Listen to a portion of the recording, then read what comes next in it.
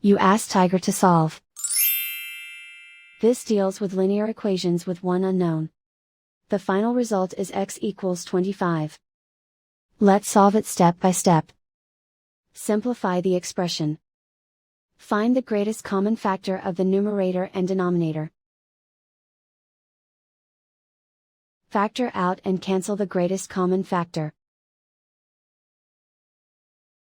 Swap sides. Isolate the x. Multiply both sides by 100. Group like terms. Multiply the coefficients. Simplify the fraction. Multiply the fractions. Find the greatest common factor of the numerator and denominator. Factor out and cancel the greatest common factor.